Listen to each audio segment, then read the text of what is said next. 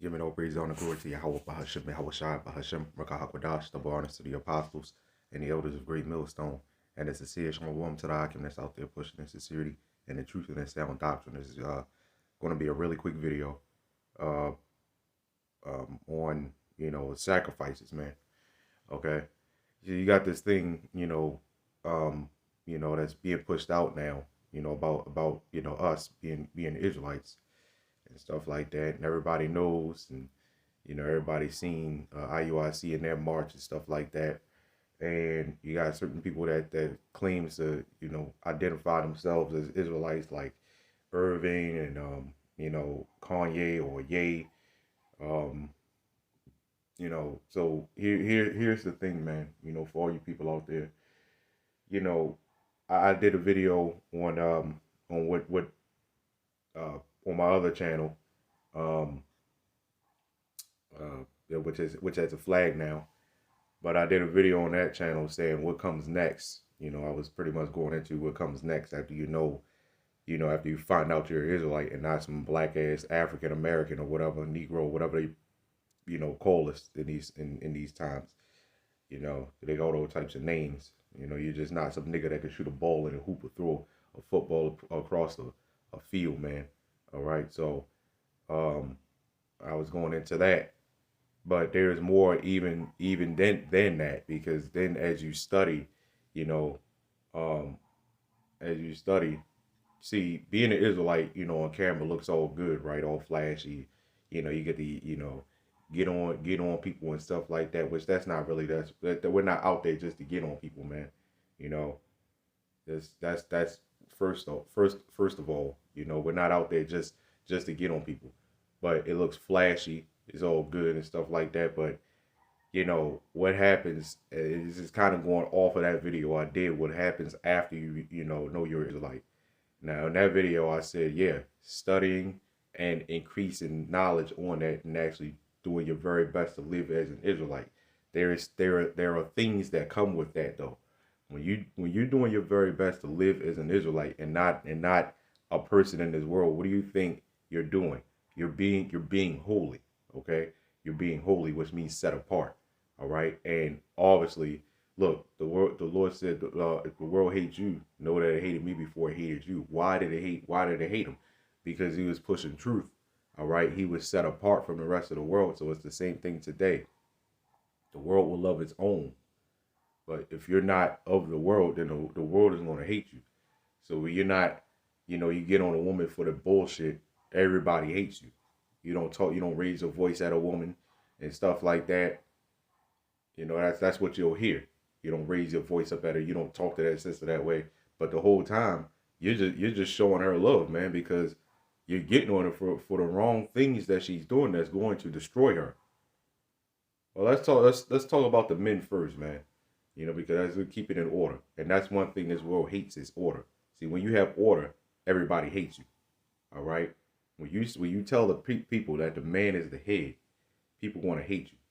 And part of those people hating you, I'm not just talking about random ass, I am, but mainly your family members. Okay? Your family members. That's when it starts getting hard. Your family members are going to start hating you, man. When you don't attend to these birthday party bashes and stuff like that, or when you don't attend, which if you want to, it's the tradition, like Thanksgiving just passed. If you went and got a plate, ain't nothing wrong with that. But when you sit there and bow your heads down, and follow their tradition, is to we thank so and so, and we thank so and so. That's when you going off, right? But if you go there, you want to chill with family, especially if you ain't see them for a while or whatever, and you really want to see them and you want to, get a plate or whatever, ain't nothing wrong with that, But just know that they ain't never going to look at you the same, though. All right? They're never going to look at you the same. And that's what I'm going into, pretty much. When you're against holidays, when you're against the feminist acts, when you're against the niggas shooting and killing each other and stuff like that, and you speak out against that, the world is going to hate you. This world hates difference in opinion any damn way. Let's say everybody likes a movie. You come out of nowhere and say, well, I kind of don't like that movie. Everybody gonna look at you like, who the hell is you? What the hell wrong with him? Right? And they're going to try to bash you on it and stuff like that. So if they do that with just that, imagine what they're going to do to you with this word, man. The main thing is when you talk about only Israelites can make it, and that's one thing that these celebrities will not say, man, that only Israelites will make it. You Edomites have nothing to do with that. All right? What they'll say is, I love all people. See, that's where you're going off. See, that's why you got to leave it to the professionals, man. That's why you got to leave it to us. Right? You got to forsake all that. Are they willing to forsake everything that they had, man? I'm talking about especially Kyrie, man, Irving. All right? Are they willing to forsake everything that they had? Are they willing to do that? And all goes for all you Israelites out there that claim that you're Israelites, still out there doing dumb shit, man. That's part of when you live as an Israelite, stuff comes with that, man. And you gotta be prepared for that. But a lot of this truth is not for the faint-hearted. So what I'm going to do is I'm going to read this scripture. I had to, get that long intro out because, I had to, clarify where I'm going at with this lesson, man. Okay, Matthew chapter, and like I said, this isn't going to be too much long, man, too much longer. Matthew chapter 19, verse 29, which, however long it goes is however long it goes. That's how the Lord, guides it, whatever. Matthew chapter 19, verse 29, it says, and everyone that hath forsaken houses or brethren or sisters or father or mother or wife or children or lands for my name's sake shall receive 100-fold and shall inherit everlasting life. Now, there's a couple things I want to say about this, man. Okay. First thing I want to say is I'm reading this and doing this video for all of us. That goes for me. That goes for all of us because doing that, man, forsaking your brethren, and let's say you have biological brothers that you are really, really close with, man, and you gotta forsake them, man. I can't imagine how hard that is, man. I have two biological brothers that actually, is in the camp with me. It just so happened to be that that's how the Lord had it. But I can't imagine how hard it would be if I had to forsake one of them or both of them, or they had to forsake one of us or both of us and stuff like that. For the I can't imagine how hard that is. You got a father that you're real close to, you gotta forsake him. You got a mother that you're real close to, you gotta forsake her. So that's why I said this goes for every last one of us, man. You could be in this truth for 20 years. How long is 20 years compared to the Lord, man? You can still get hurt by shit like that, man. Right? You can still get hurt by shit like that.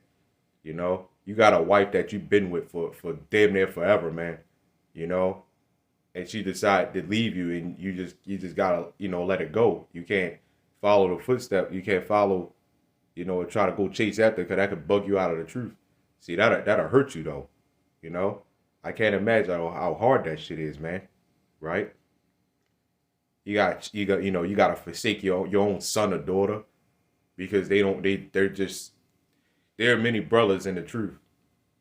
There are many brothers that got sons and daughters that out there doing bullshit in the world, man. And I can't imagine how hard that is for those brothers to sit there and see their children out there just bullshitting, man, instead of coming back to the voice of the Heavenly Father with their parents, man. It's not really so much about parents, but you will never get rid of that biological bond, no matter what you do. But even let's say brothers, man, not even just biological brothers. Well, you got a brother in the camp, man, that you real close to. Y'all been doing this thing for. I remember, a brother had left, or he's still doing the work, man. He's doing this, with other camp or whatever, but he left. And I remember I actually crying, man, before camp started. I remember that. Right? I remember that. And we're not related at all, but it was a brother. He was an older brother. And like I said, I'm a young man still, man. So, it was an older brother, that I kind of looked up to, man. And then when he left, he just dipped out. And, I remember, crying, man, like as if, he was like one of our own, man. So it's kind of outside of biological a lot of times, man. But you know, either way, when you got that biological bond, man, you know, you can't really, you know, escape that, man. You know, you got many brothers you know, you got many brothers that got sons, daughters, brothers, sisters, and stuff like that. They gotta watch just fucking off in the world, man. You know, and that's not an easy thing to see, right? In the back of your mind, you know, man, God damn, man, a horrible death is coming, man. I just hope, you know, we just pray that, you know, it's quick, you know, it's a lot of times painless, but hey, man, the Lord has his way, man, you know.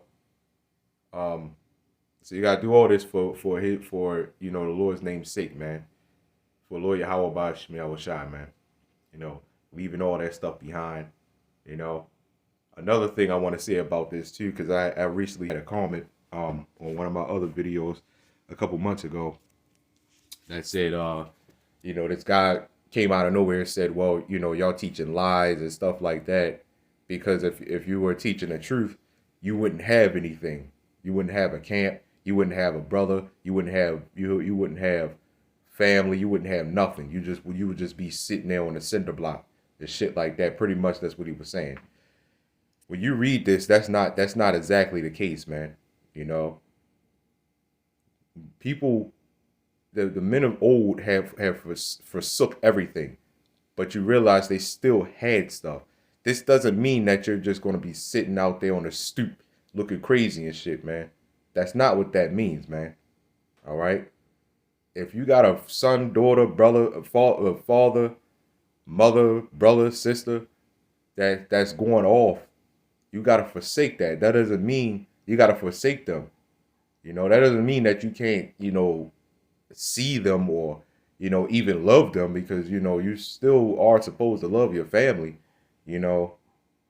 But, you know, like going off in the world and stuff like that, you just don't talk to them about the truth. That's all, you know. But the guy that left that, you know, he's probably new, you know. He's more than likely a novice, and he doesn't understand that. This is why you gotta be spiritual to understand these scriptures, man. It doesn't mean that you know, your life is ruined when you come into this thing. No, that's not what that's talking about, man. Right? That's you being over righteous. You don't have to talk to your family about the Bible, right?